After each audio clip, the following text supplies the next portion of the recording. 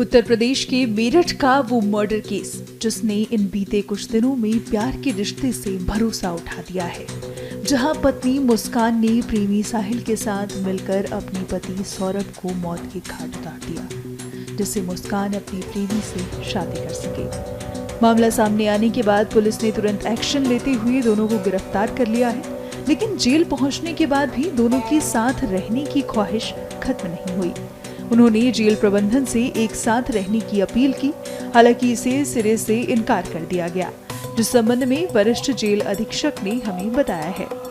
3 दिन पहले आए थे, आने वाले समय पे उन्होंने कहा था हमको साथ या पास वाली बैरक में रखा जाए, तो उनको बता दिया गया कि जेल में जो व्यवस्था है उसमें पुरुष और महिला बैरक का आपस में कॉन्टेक्ट ही नहीं होता, बिल्कुल पृथक होती हैं, तो दोनों को पृथक रूप से रखा गया है।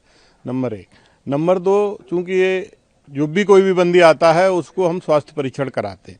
स्वास्थ्य परीक्षण के तहत पाया गया कि नशे के आदी हैं, जैसा कि आप लोगों ने भी बताया नशे के आदी हैं, तो डॉक्टर से उनका स्वास्थ्य परीक्षण कराया गया। जो नशे के विड्रॉल सिम्टम्स होते हैं, कारागार में नशा किसी भी तरह से प्राप्त नहीं हो सकता, जो भी विड्रॉल सिम्टम उसकी दवाई दी जा रही है।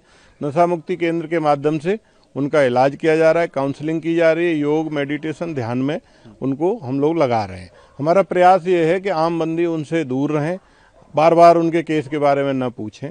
कल जो मुस्कान महिला बंदी है उसने मुझसे मिलने की इच्छा जाहिर की थी, तो मैंने उसको बुलाया, तो उसने कहा कि मेरे घर वाले मुझसे नाराज़ हैं, मुझसे केस मेरा नहीं लड़ेंगे, मेरा केस वो नहीं लड़ेंगे, अतः मुझे एक सरकारी वकील दिलाया जाए।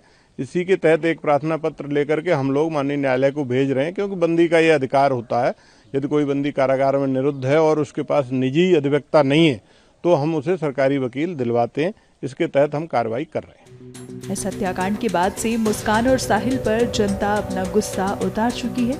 ऐसे में जेल में भी उनकी सुरक्षा का ख्याल रखा जा रहा है।